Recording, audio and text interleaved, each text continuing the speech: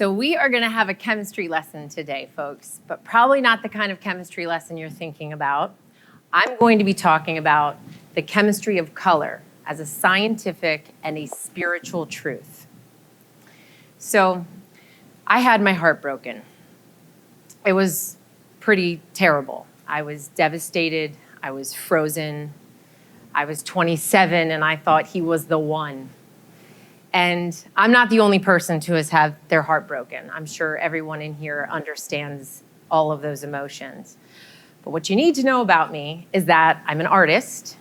In fact, this is my painting behind us right here. And I'm a proud Washingtonian. I'm a proud artist from DC. But I'm also a designer. And I consume color and creativity for a living. We design hospitality, specialize in hospitality, so restaurants, nightclubs, hotels, big public spaces. So my life and my art and my work are both figuratively and literally very colorful. So back to my 27-year-old heartbreak. I wasn't sure that heartbreak would have all of these other things that came with it, and particularly, I was frozen. I was completely frozen. I wasn't painting. I didn't want to get out of bed. And I didn't know what to do. It was really the first time where I felt immobile. I felt gray. I felt like cement. And I called a mentor of mine. I said, how do I get over this? How do I get over this creative block that I have right now? What do I do about this? This is awful. And he said, you know, Maggie, your spirit is broken right now, but your spirit is tied to your color and it's tied to who you are. And what you need to do is you need to exercise your spirit like a muscle or a broken bone. We need to repair it. And the only way you're going to be able to repair your spirit is by meeting people, by doing the one thing you don't want to do, which is date. Meeting people is the best thing you can do. It is like research for your soul. And I thought about that. My mind was sort of blown for a minute. And he said, you know, it is like traveling. It's like listening to a song for the first time or eating a new food for the first time. But you have to do this, okay? And you need to get out of your own way. You have to put fear aside. And your spirit is uniquely you. And I was feeling pretty broken. I was feeling not only frozen, but like my uniqueness was the problem. I was feeling very rejected, obviously. So he said, you need to make it a game. You need to make it something that doesn't feel so personal. And so we sat there and we talked about it. And he said, you know, let's think through this. This research for your soul is truly vitamin C for your soul. And I need you to get excited about it and think about it that way. And I'm a big dork. I love homework. I love the idea of this research. And it became less intimidating the more we talked about it. So we made rules to this dating exercise that I had to go on, okay? Rule number one was that anybody who asked me out, no matter what my preconceived notion of them was, I had to say yes. I had to go on that date. Anybody that I was interested in, even just a little bit, I also had to go ask them out under any set of circumstances. No matter what, after these dates, I had to document it. As an artist would, I had to make a sketch that would then turn into a painting, and then I had to have an exhibit. So these are big, lofty goals, but this is what took the insecurity out of it for me. And so I started going on these dates, which is pretty hilarious. And I was documenting them. And some of the dates, you know, up front were like kind of boring and kind of dry. And I would tell these guys like right away at the appetizer, I'm like, listen, I'm gonna make a painting about you. You're welcome to come to the exhibit. You can buy my art. But it started to teach me how to appreciate not only the things that I really liked, but the things that I didn't like. And it became far less personal. I mean, this guy on the left, date number 4, he fell asleep during our date. And that was the sketch of it. I mean, I don't think I had this suit on. Maybe I would have, you know, had his attention a little bit longer. But it was a game. It became this really wonderful way in which I was starting to learn how to like dating again. This guy, he was so serious, and the sketch feels very serious. All he wanted to talk about was the wine, so I made a painting of the wine. That's what that date was really about. But I started to meet men that I wasn't romantically attracted to. This wasn't about meeting Prince Charming. This was just about meeting people, because men are people too. And I needed to learn how to love meeting people again. And what happened was, it was the first time in my adult life, personally and professionally, where I was seeing my experiences, my thoughts, and I was documenting them in color. So, what if color, this entire time, has been both a tool and a translator of truth about all human interaction? What if color is both a lens and a methodology that you can use to help yourself adapt, to help improve your relationships, and maybe even problem solving? I believe it can. So color theory is very complicated. It would take me far longer than this talk to explain all of it. But what I want to do is distill it down to this one unique thing. Okay, no color next to another color is ever the same, ever. This is both scientifically and chemically proven, but it's best explained visually. Okay? Now, when you add to that weight and proportion and balance, you can see here that those two colors right here in the center, those are the exact same colors, but the color surrounding it is causing a reaction that you can actually see and feel. What happens when you add value and tone and exposure or pressure around a color is even more fascinating, because sometimes the color completely vanishes and goes away. Sometimes its edges change. And this isn't something that you can always describe, but it is something that you can always see and you can always feel. Okay, and there's truth to this. Okay, this is a data point, unlike a number, unlike any scientific or sociological data point. It's felt, it's seen, and to me, it's truth. It's an indisputable truth. Now, these truths, okay, we've used them in society in all sorts of business. I mean, from marketing and fashion, and in my line of work, in design, okay, there's all of these associations we make about the way we feel with different colors. And you can see here that, you know, red means passion and white means purity. So when I'm working with a client, I say, how do you want someone to feel when they come into your restaurant? How do you want them to feel when they leave your establishment? So these are some projects that we've designed, but these are the words that people have described that they want people to feel when they're in their space. So color usually leads the way in many of these spaces. Edgy, organic, and modern. Rich, elegant, cozy. All of this is driven by color and then materials. Okay, so what does this actually have to do with you? How does this actually help you in your relationships and problem solving?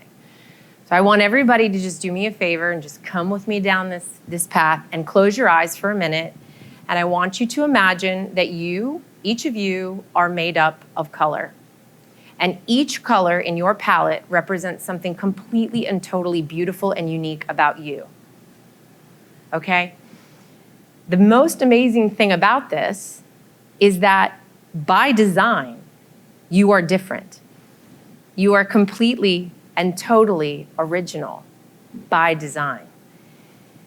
Nobody else's palette in this room or in this world even resembles yours, which is kind of amazing to me. It's incredibly exciting and very inspiring, but it can also be a bit daunting and a little intimidating to people. And we don't think about how unique and rare the chemistry of color actually is in our personal and our professional lives. So what happens is that this is your thumbprint, this is your barcode, this is your social security number in color. And because no two colors next to each other are ever the same, you are consistently meeting people, and it's 100%, a new experience each and every time. Now, because you're an original painting, which I think is incredibly exciting to think about yourself that way, it doesn't necessarily mean that you're gonna like all the original art that's walking around the earth. It doesn't mean that you're always going to gel. And when you see people really connecting, and there's a chemistry in that, you can feel it. You can feel it when you're really working well with somebody, or it's all working, if you will. And then when it's not, when there's friction and there's overlap, and sometimes when there's intense conflict. It's like you can almost see it. You definitely can feel it. Now, what happens in that moment is something that by nature we are not programmed to do. We do not lean into conflict. We do not lean into tension. We don't celebrate it. But I think we should think about it a little bit differently, because if you actually saw everybody as this unique and wonderful original painting and palette, you might actually enter your relationships with just a little bit more excitement and a lot more inspiration, because we're made to be different and to bring out color in one another. We're made to do this so that even in those moments of tension or a little bit of overlap or a little bit of conflict, it's teaching us something. I always say to my team, get to the cliff faster. Tension's not necessarily a bad thing. It's actually quite beautiful, because there's usually a result on the other end of it. And instead, when you're in those moments of tension and conflict, it's really common for all of us to sometimes want to just subdue our color, match, tone it down a little bit so that the conflict isn't there. But it's not always bad. It's also very difficult because these are feelings. You can't necessarily see them like the colors we just saw. So listen, in addition to being an artist and a designer, I have been an entrepreneur for the last 20 years. I have employed many people. I have worked with everybody under the sun, artists and craftsmen and creatives and designers and architects, but I've also worked with real estate moguls and landowners and civic associations and government officials. So I have to adapt quite often, but I know that when I bring my best self to the table and I'm truly living in color, that great things can come from that. So I'm in many, I like to call arranged marriages in work. And this is something that you can't do much about in your professional life. Sometimes you have to work with people. You got to get to that goal. You both have a shared goal in mind, but you may not necessarily click. And I had one of these moments in my career early on. I was on a project that was one of the most exciting and pivotal moments of my career, my entire career. And I had a contractor walk up to me, and he said, just, in passing, I don't work with vaginas. And I was like, are you kidding me, man? I can't even believe you just said this shit to me. Like, this is unbelievable. And I had this moment where I was on fire. I was so angry. I was also, in the same moment, I felt so gross. I felt so dulled, and I really didn't know what to do. And I called the wisest woman I know, who's my mother. And I said, what do I do with this? What do I do with this comment? This is such a huge project for me, and I really felt like I needed to walk away from the project at this moment. And she said, Margaret, or Maggie, you have a vagina. It's the truth. It's a fact. So treat it like that. Treat it like a fact. Treat it like the truth. And to me, the only way I could demonstrate truth was by seeing it. I think when the truth demands to be told, you cannot look away. And whether I realized it or not in that moment, I went home and I made an agenda for the meeting the following day. And I hadn't told anybody, and we got everybody into the room together.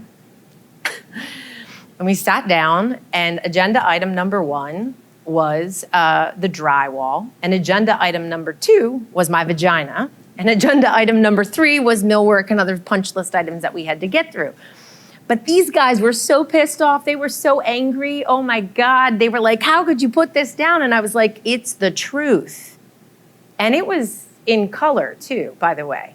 So they had to see it. They had to deal with it. And as a team, we had to deal with the truth that this man had said this to me. And we had to deal with the fact that I was going to probably put things in an agenda when it upset me. But it was the first time in my professional career that I'd ever dealt with anything like that, and that I had handled it like that.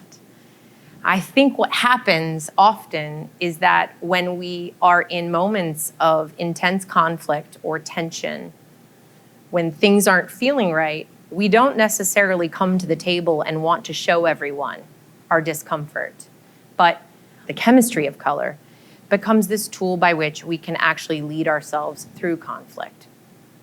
I also believe that through many different situations in my life, color has led me to consistently approach conflict in a very clear way, but it has also allowed me to remind everybody that I work with on a regular basis that we're made different by design, and as a designer, we need to pay attention to that. We are supposed to be different, and we're supposed to celebrate it. It has also led me to have some of the most unlikely partnerships and opportunities. It led me to offer a portrait to President Obama in one of the projects that I designed, which was pretty amazing.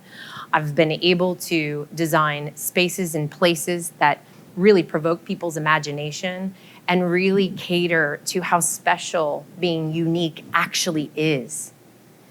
I've been able to produce public art projects with, again, some of the most unbelievably different people that you would have never thought we would be partners.